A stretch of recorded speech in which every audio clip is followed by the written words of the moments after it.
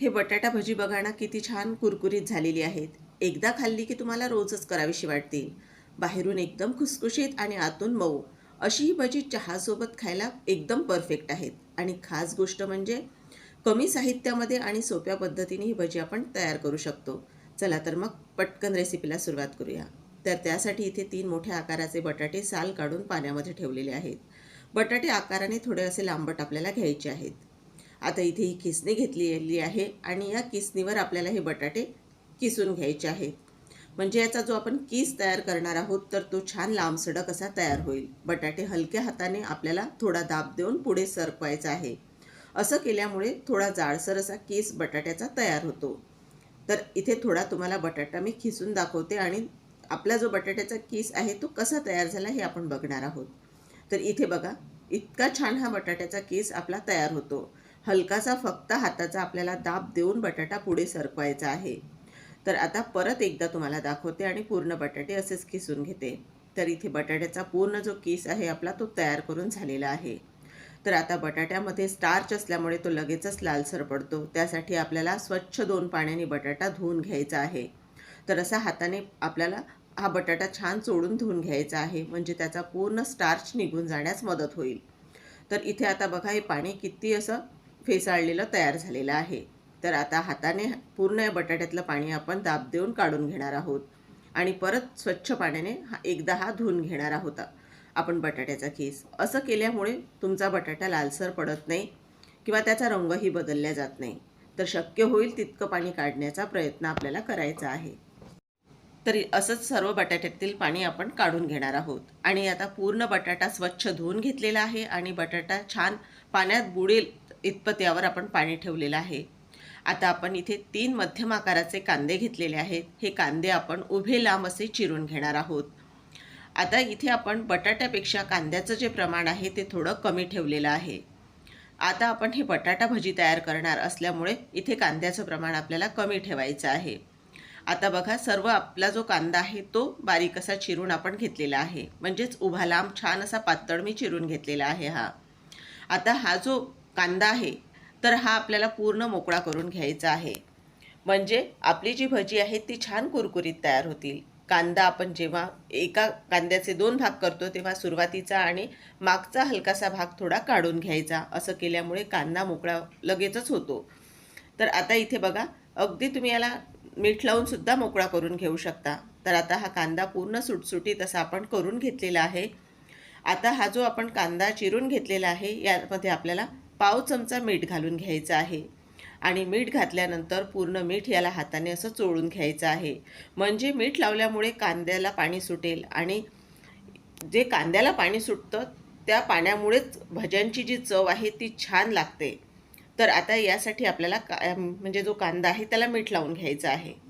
आता मिक्सरच्या भांड्यामध्ये आपण इथे 10 ते 12 लसूण पाकळ्या घेतलेल्या आहेत आणि अर्धा इंच आल्याचे असे 2-3 तुकडे घेतलेले आहेत. आल्याचं प्रमाण थोडं जास्त ठेवलेलं आहे आणि चवीनुसार हिरवी मिरची घेतलेली आहे. आता हे आपण पाणी न टाकता बारीक करणार आहोत.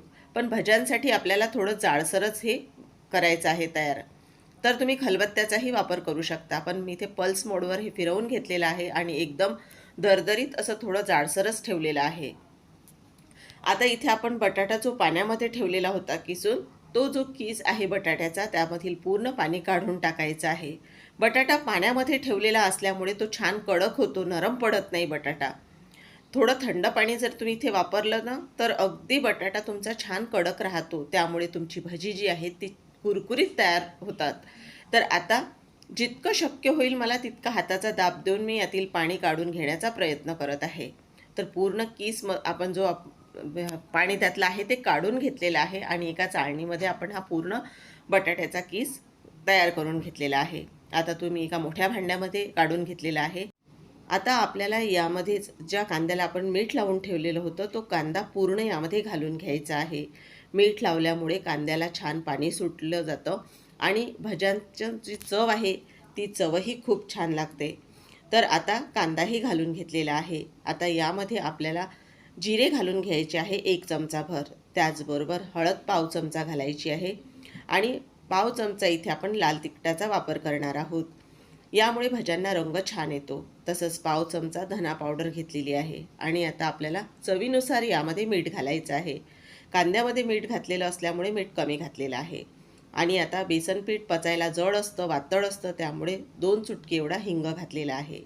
त्याचबरोबर भरपूर अशी बारीक चिरून घेतलेली कोथिंबीर घातलेली आहे आणि हातावर चोळून इथे आपण पाव चमचा ओवा घातलेला आहे. तर इथे आपण बघा, जो तयार केलेला ठेचा होता तो ठेचा घालून घ्यायचा आहे आपल्याला, आलं, लसूण आणि हिरवी मिरचीचा.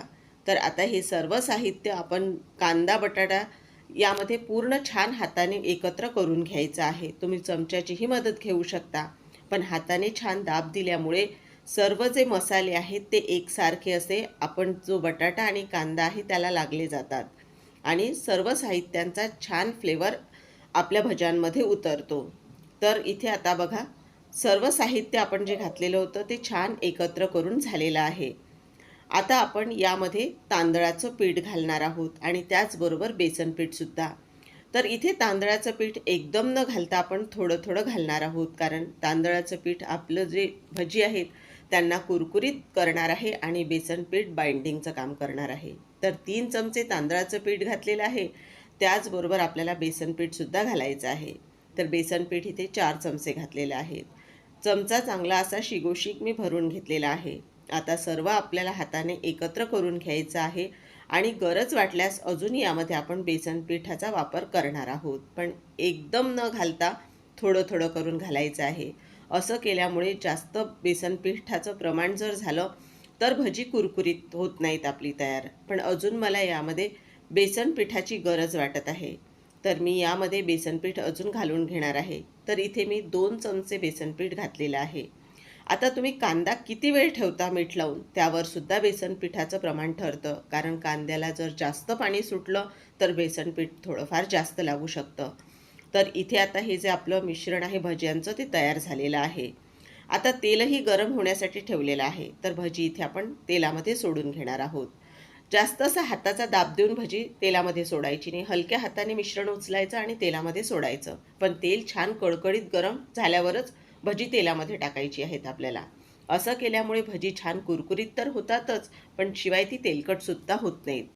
आता भज्यांना दोन्ही बाजूंनी छान सोनेरी रंग येईपर्यंत आपल्याला ती तळून घ्यायची आहेत. भजी आपण तेलामध्ये सोडताना तेल छान कडकडीत गरम असलं पाहिजे, म्हणजे भजी लगेचच वर यायला मदत होते आणि ती तेलकट होत नाही आणि त्यांचा जो कुरकुरीतपणा आहे तो बराच असा वेळ तसाच राहतो.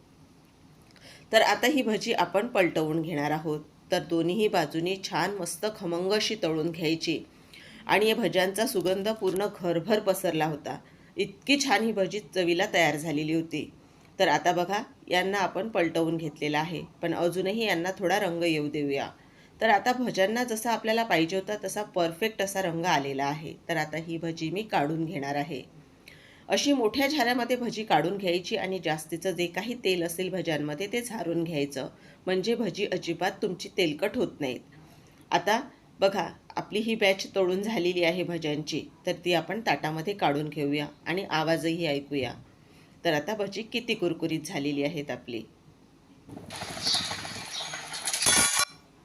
आहेत ना अगदी कुरकुरीत भजी. तर आता परत आपल्याला दुसऱ्या बॅचसाठी तेल कडकडीत गरम करून घ्यायचं आणि भजी तेलामध्ये सोडायची आहेत. आणि ही बॅचसुद्धा आपल्याला अशीच छान सोनेरी रंग याला येईपर्यंत तळून घ्यायची आहेत. तर आता या भज्यांनासुद्धा छान असा रंग आलेला आहे. तर आता ही भजीसुद्धा आपण काढून घेणार आहोत.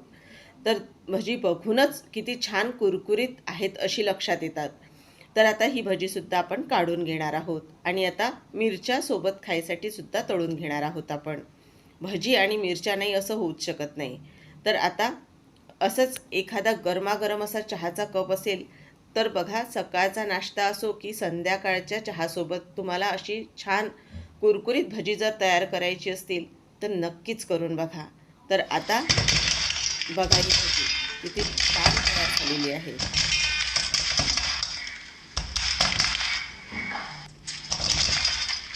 बघितलीत का तुम्ही याआधी एवढी कुरकुरीत भजी? तर अशी ही एकदम कुरकुरीत आणि टेस्टी बटाटा भजी तयार झालेली आहे. तुम्ही नक्की करून बघा आणि तुम्हाला ही रेसिपी कशी वाटली ते कमेंटमध्ये सांगायला विसरू नका. आणि अशाच सोप्या चविष्ट रेसिपी पाहण्यासाठी चॅनलला सबस्क्राईब करायला विसरू नका. आणि ही रेसिपी तुम्हाला आवडल्यास एक लाईकही नक्की करा. पुन्हा लवकरच छानशा एखाद्या नवीन रेसिपीसोबत आपण पुन्हा भेटूया. तोपर्यंत मस्त खा आणि स्वस्त रहा. धन्यवाद.